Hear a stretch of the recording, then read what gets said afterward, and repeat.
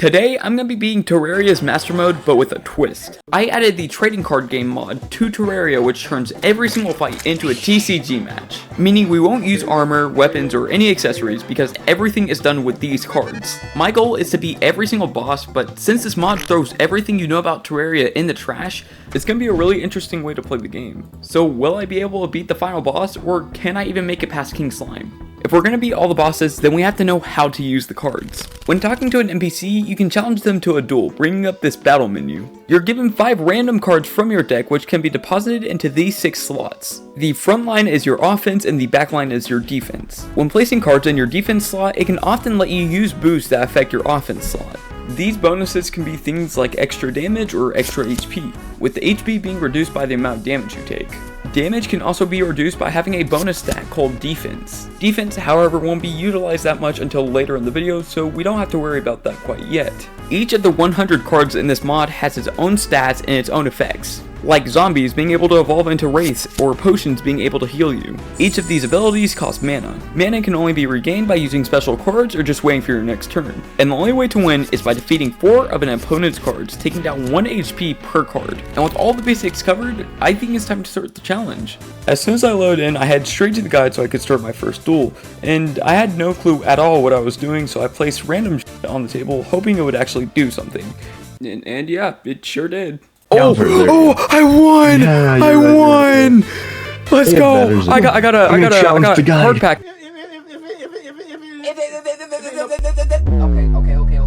Dude, gambling. I get to gamble now. Oh, I got a goldfish, possessed armor. Another cool thing this mod adds is a fun way to gamble, meaning you can open these card packs that you get from winning duels for a chance to have better cards that you can use in your deck. But of course, with all gambling comes the dedication. So me and my friends decided to build some NPC housing so we can start challenging more NPCs to a duel. Opening the match, the merchant sends out 2 skeleton cards which have 4 damage and 8 HP in total. I tried countering this by sending out a demon eye with laughably low stats. I used my guide, which is similar to the Pot of Greed, where you can draw extra cards from your deck. I sent out one of my zombies, which had better stats than my demon eye, but still kind of low compared to the skeletons. So to solve this problem, I put a shackle on my zombie, which gave it extra defense. However, the opponent was going for a similar strategy by putting a cobalt shield on their skeleton, which made their skeleton basically invulnerable. So to counter this, I decided I have to make the strongest card possible. So I put possessed armor on my zombie, making it a whole lot stronger. And did it work?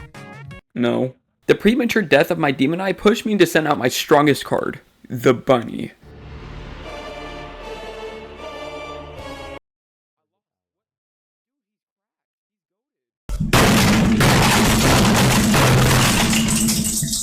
So in this mod, there's a lot of fights that have different difficulties, and for some reason I decided to do a very difficult one. So to make these fights easier, I'm going to get some better cards for my deck by opening more packs, and to get these, I'm going to grind on the guide as long as possible. Hey, yo, what the fuck? While this, we were very lucky and got some great cards. Cards like the Platinum Broadsword, the Armored Skeleton, and a Vicious Bunny. So with this, I decided it's time for our first boss fight. So I grabbed a suspicious looking guy from the underground and I head back up to the surface. Why did you spawn? Oh dang, this guy's on. Oh, he spawned eye? So each boss fight has its own customized card. They also have their own custom ability, and with the eye, it can summon its own minions. I cast out a Vicious Bunny, which adds 1 attack power to each of my cards when I use it. Unfortunately, the Eye of Cthulhu was able to overwhelm it with its high DPS. The exact same thing happened very soon after to my Blood Zombie, meaning I was at half HP with no cards that could really help me. My Skeleton card was able to take out one of its minions, but I don't think that would be enough. And unfortunately, with the high DPS that the Eye of Cthulhu has and the low defense I have, it was soon over. But that doesn't mean I didn't have a plan. Oh, it kills you if you die. Don't concede just yet. If I can encounter the Eye of Cthulhu right before it turns daytime, then I can have one more shot at this.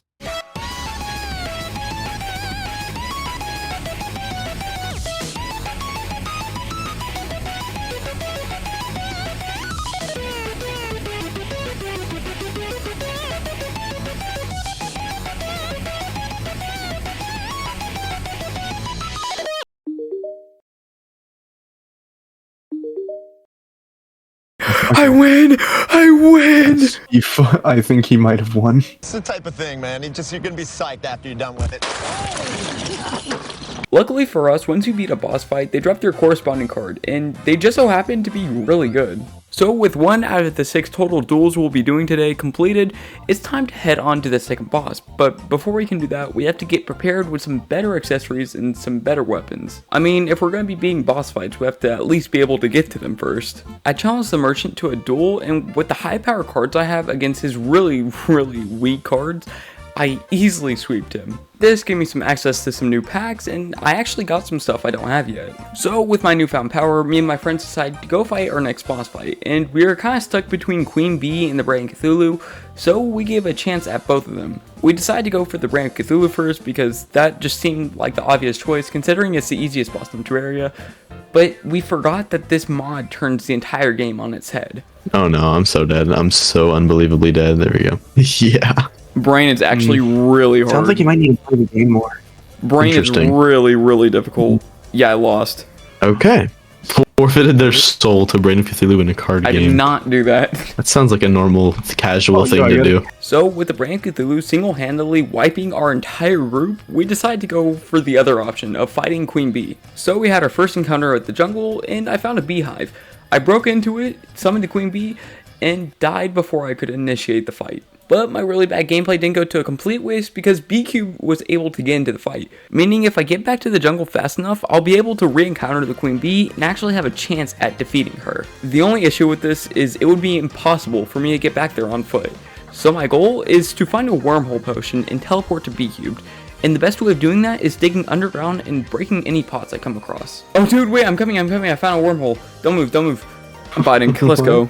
Now, Queen Bee has a really overpowered ability. If you come in contact with her at all, then you're instantly poisoned, doing 1 damage every single turn to every single one of your cards. So this fight was a race against time, and each one of these boss fights has a unique gimmick to them, meaning that each one of these fights are going to be special in their own way.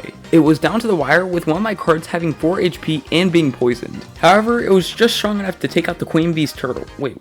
Why'd she have a turtle? Opening our new card pack, I was able to get a Queen Bee card, meaning that we can attack multiple enemies at once. And this gave me the hope that maybe we can possibly beat the Brand Cthulhu now. But right before that, we wanted to make a quick detour and fight a boss that we just completely forgot about. We summoned in King Slime, and we thought this would be a free battle. Well, you remember how I said that everything in Terraria is turned on its head with this mod? We got swept. I have. Okay, so he's just spamming all different sorts of slimes and stuff. Okay. I lost. King Slime is kind of. Wait, what the fuck? You got what? That is so surprising. I lost. You lost again, Dubsy. I think it's funny how King Slime, being technically the first boss in Terraria, is the hardest boss we've fought so far. So, to answer your question, no, we cannot beat King Slime. King Slime was the hardest boss in this entire challenge. And that makes my hopes for beating the final boss just really low. If we can't even beat an easy boss, then what does that mean for us? To lift our spirits a little bit, we decided to rematch the Brand Cthulhu, hopefully being strong enough to take them down. I cast out a zombie with a vicious bunny and a skeleton, hopefully having enough DPS to take down the brain. The gimmick for Brand Cthulhu is pretty similar to the Queen Bee, it's just a lot weaker. However, that is easily balanced out with its high damage output. So to match that, I put armor on my skeleton, boosting its damage and its defense. And I was actually right, all the grinding did turn out to help me beat the Brand Cthulhu. And as soon as we got back home, we got attacked by a goblin invasion, and this was actually a huge struggle since we couldn't fight them with cards, and since we didn't have any good weapons on us, it did take a bit of time. However, to pass the time, I decided to fight the Angler, which is a new NPC we unlocked. The cards that he has are exclusive considering that they are ocean themed. The only thing of note is that the crab card can attack multiple times in a row, which will definitely come in handy later on. Opening the new pack, I got some good stuff like some items and the crab card I was just talking about. We all agreed that the next logical step was to go fight Skeletron, and I was excited about because I wanted to see what type of gimmick he has. Unfortunately, we lost B-Cube because Dubsley spawned him in way too early. No, dude, why did that take so long? What? Now, the gimmick for Skeletron is that he has 2 hands on the side of his main card, meaning that he can respawn them whenever he pleases. Now, obviously, the best choice of action when fighting multiple cards is to take out a card that can fight multiple cards at once. That is Queen Bee. Oh, she's dead.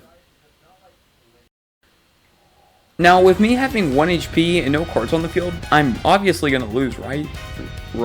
I was able to send out 2 crabs, being able to attack as many times as I want as long as I have enough mana to do it. Before he could kill my Viking, I healed him to max HP using a potion. This allowed me to attack him again, hitting his left hand. Since this weakened him, he was not able to one-shot me and kill my Viking. I sent out my Vicious Bunny, adding 1 attack power to each of my attacks, and on top of my crabs being able to attack as many times as I want, this was overpowered as hell. Meaning on a 1 HP sweep, I was able to defeat Skeletron by giving him crabs. Wait, hold on, that's...